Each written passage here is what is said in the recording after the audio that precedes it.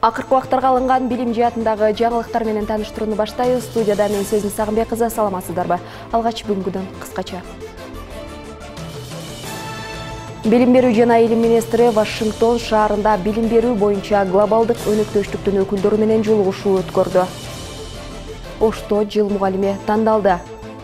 Бакча наристелери үчүн заманбап электрондук китеп даярдалды. Ошто жаш дарыгерлер менен чет элдик дарыгерлердин катышуусунда окуу семинар өткөрүлдү. Билим берүү жана илим министри Алмазбек Бейшеналиев Америка Кошмо Штаттарына болгон иш сапарынын жүрүшүндө Вашингтон шаарында билим берүү боюнча глобалдык өнөктөштүктүн өкүлдөрү менен жолугушуу өткөрдү. Жолугушууда ден соолугунан мүмкүнчүлүгү чектелген жарандарга, мигранттардын балдарына мектептик билимди жана мамлекеттик үлгүдөгү документтерди алууга мүмкүндүк берүү жана маалыматтык системаны өркүндөтүү, Кыргызстандын алыскы жана чек арага чектеш райондорундагы мектептерге басым жасоо менен аларды STEM предметтери боюнча лабораториялык жабдуулар менен жабдуу маселелери талкууланды. Билим берүү боюнча глобалдык өнөктөштүктүн өкүлдөрү Кыргызстандын билим берүү системасын жакшыртууга кызыктар экенин, министр сунуштаган демилгелерди колдоого, анын ичинде Кыргыз Республикасынын жогорку окуу жайларын модернизациялоого 15 миллион АКШ доллары өлчөмүндө грант бөлүүгө, ошондой эле Кыргызстандагы билим берүү системасынын потенциалын күчөтүүгө кошумча 1 миллион АКШ долларын бөлүп берүүгө даяр экенин билдирди. Ош облусунда жыл мугалими тандалды. Ага 12 агартуучу катышып, 3 мугалим мыкты деп табылды. Мугалимдердин сынагы кандай өттү? Кезектеги сюжеттен көрө аласыздар. Максат Макамбаев быйыл мыкты мугалим сынагын жеңүүчүсү болду. Ал Ноокат районундагы Кожанов атындагы орто мектепте информатика мугалим болуп иштеп келет. Сынакка катышуу үчүн ал 1 жылга жакын даярданган. Эми эмгеги кайтып, жеңишке жетип, Туркияга эс алуу үчүн жолдомо утtu. Бұл ийгиликке жетиш үчүн дээрлик жарым жылдан бери аракет кылып атабыз. Алгач аймактык тур, анан райондук турдан жеңишке жеттик. Ал эми областтык турга 1 ай даярдандык десем болот. Мугалим азыркы күндө коомдун башкаруучу адамы. Коомду жакшы жакка бурса, жакшы жакка тарбияласа, коом жакшы жакка жашай турган, жашоонун ролун колуна алган инсан десем жаңылышпайм. Жыл мугалим сынагына жалпы 12 агартуучу катышты. Баары өзгөчө даярдыктар менен келишкен. Алардын ичинен 3 мугалим мыкты деп табылды. Бүгүн өзгөчө күн. Жылдын мыкты мугалимин областтык туру өттү. Мында мен жылдын мыкты мугалиминин 2022-жылы лауреатынай болдум. Мында мен жаш мугалимдерге айтарым, катышкыла, уткула, ийгиликтерге жеткиле. Мугалимдердин облустук сынагы жыл сайын уюштурулуп келет. Негизги максат окутуучулардын билим сапатын жаңылап, мыктыларды тандоо болуп саналат.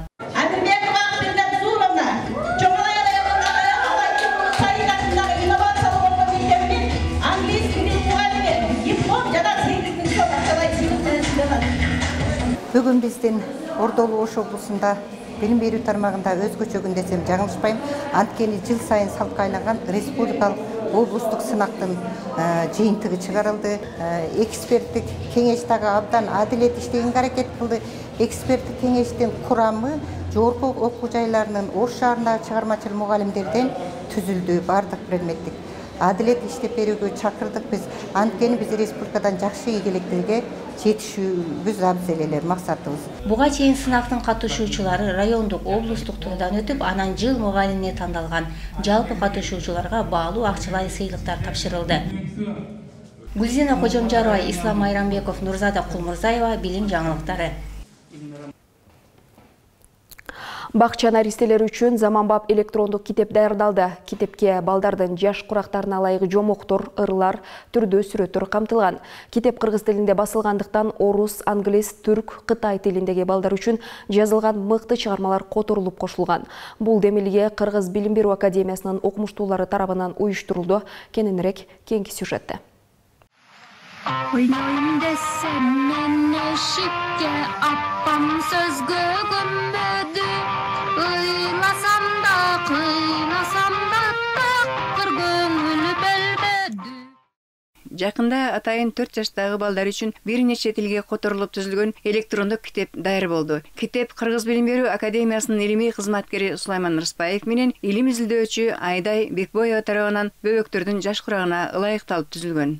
Кыргызстандын мектептеринде кыргыз, орус, өзбек, тажик тилдеринде мектептерде окулат да мектептер. Манан ошол 4 тилде китеп жазалы деп даярданып, кыргызча, орусча, англисче, тажикче, анан деп 4 тилдеги сөздүктү сүрөттүүтөрү менен, машыктыруучу үлгүлөрү менен, анан алфавиттик тартипте дагы кылып ошондой нерсе жасаганбыз. Эми бакчадан баштап ар бир курагына ылайык китеп жазалы деп макулдашып, анан кийин 4 жашар балдарга деп макулдаштык. Бул электрондук китепти биз 4 жыл мурун эле баштаганбыз. Албетте Сулайман Казыбаевич Рыспаевдин эмгеги зор. Агай ар дайым баягы бул китепке багыт берип, кандай кылсак болот, баягы методикалык жактарын айтып, өз кеңешин берип турду. Авторлордун айтуусунда китеп адегенде кыргыз тилинде түзүлгөнү менен көп улуттук калкыбызды эске алып, бакча балдарынын программасына ылайыкталган электрондук китеп бир нече тилге которулган. Максат орус тилдүү бакчадагы балдарды мамлекеттик тил менен бирге көп тилдүүлүккө, көп маданияттуулукка үйрөтүү. Кыргыз өзү көп тилдүү, көп маданияттуу болуш керек болуп калды.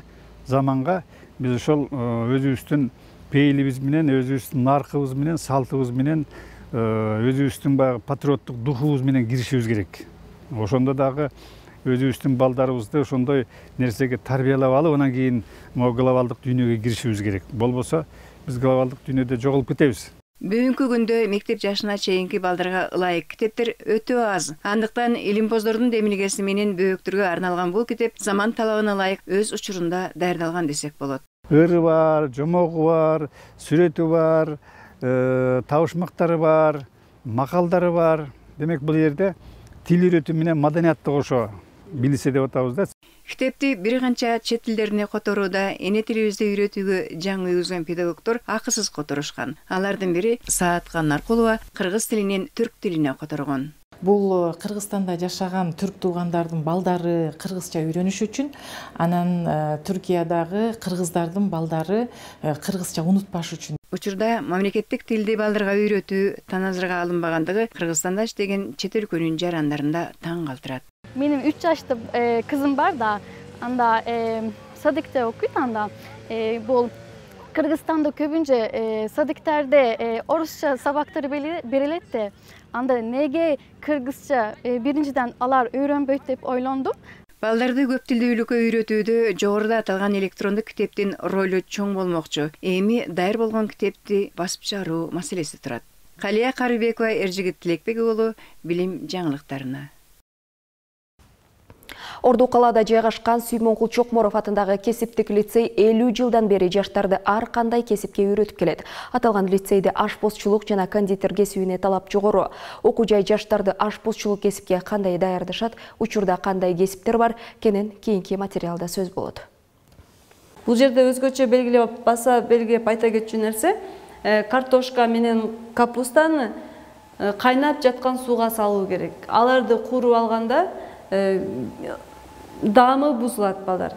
Диана кичинекей кезинде эле ашпозчу болууну самап, апасы менен биргеликте ар кандай таттууларды бышырып үйрөнчү. Ал кыялын ишке ашырып, ашпозчулук кесибине тапшырган. Азыркы учурда студент практика менен теорияны айкалыштыруу менен билимин улантып келет. Келечекте бир ресторан ачып, бир жак каптал поварлыкты өндүрүп, анан бир жак каптал кондитерский болот. Заказ алам.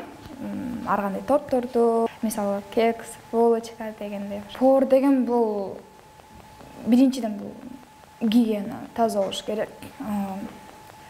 Өзүң таза жүзүрүшүң керек, иштеген жериң таза болушуң керек.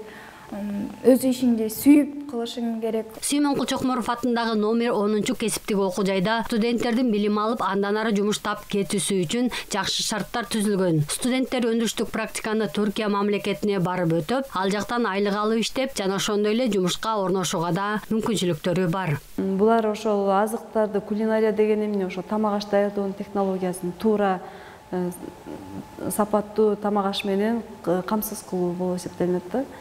Анан ошону баардыгын азыктар менен таанышат, аларды алгачкы иштетүү, жылуулук менен иштетүү, анын даярдоо технологияларын, керектүү ченемдик документтер менен иштегенди, мисалы үчүн калькуляция менен, рецептура жыйнакы менен иштегендерди баардыгын ушул жерден үйрөнүшөт. Аталган окуу жай башка кесиптик окуу жайдан айырмаланып, орус жана кыргыз тилинде билим берип келишет. Бул жакта студенттер 1 жылдан 8 айга чейин окуп, кыска мөөнөттүн ичинде ашпозчу адистигине ээ болушат. Болжол менен окуу жайга жылга 2000ге жакын студент тапшырып, билим алып чыгышат. Студенттердин арасында эң жакшы окугандар 3-4 даражадагы ашпозчу болот. Балдар, мисалы үчүн ошол эле кардарларыңардын арасында кант диабети менен ооругандар болсо, силер аларга кандай тамактарды сунуштайт элеңер?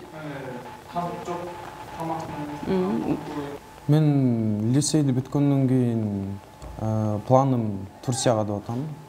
Турцияга барып аякта деле ашпозчулук кесипте иштейин деп, опыт алып, ошо кийинкиге шеф-повар болсомбу, өзүм ресторан ачсамбы, бизнес жүргүзсөмбү деген ойлорум бар. Мен Байгазанга бардым. Кафесинечи.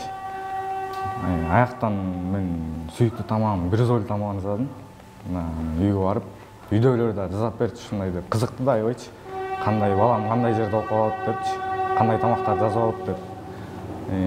Туугандарымды жазап бердим, үйгө барып да папамдарга, мамамдарга жазап бердим, эжекемдерге ошо жазап бергенде баалашты.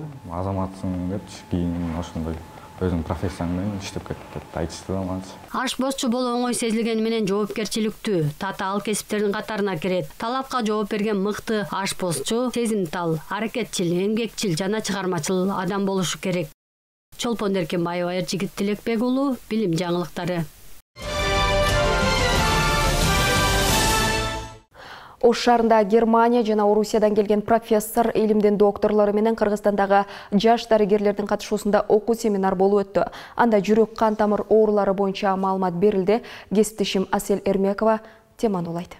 Я бы хотел сказать, что любая патология, любая кардиохирургическая патология, кардиологическая помощь должна решаться сердечной командой или так называемый hard-team.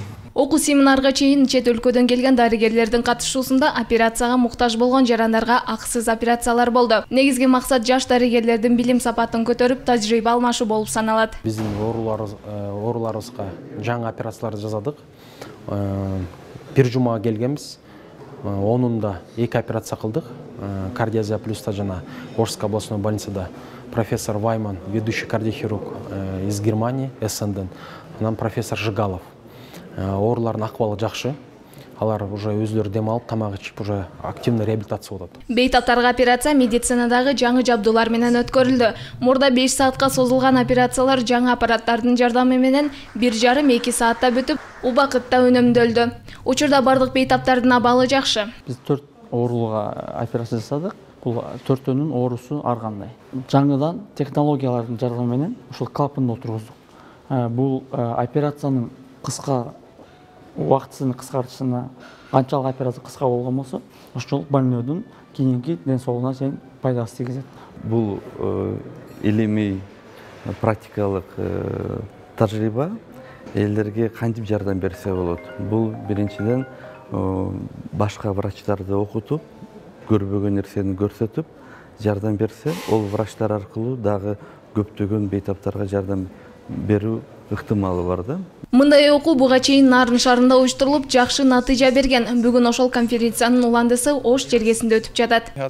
Заманбап кардиохирург же кардиохирург болгусу келген заманбап студенттер ар тараптуу инсан болушу керек.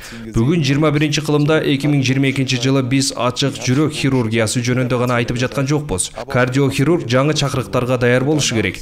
Биз азыр өнүккөн эндоваскулярдык хирургия доорындабыз. Жаңы ыкмалар, жаңы инновациялар. Башкача кардиохирург ар кандай ыкмаларды колдонууга, кесиптештери жана кардиологдор менен профессионалдуу баарлашууга жана функционалдык иш-аракеттерге, ошондой эле абдан маанилүү эл аралык же эндоваскулярдык хирургияга даяр болушу керек. Уникальная операция деп коет. Медициналык борбору кардиазияда өттү операция. Протезирование аортального клапана и протезирование восходящей части аорты деп коет. Уникальный болуп, бул инструменттер колдонулду. Корнот деген Кыргызстанда колдонулбаган инструмент.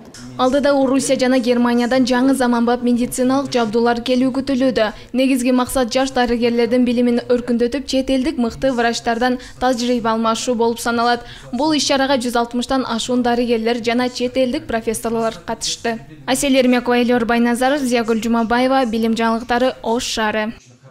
Сиздер соңку убактарга алынган билим жаатындагы жаңылыктарга ортоктош болдуңуздар, кечиңиздер көңүлдүү улансын.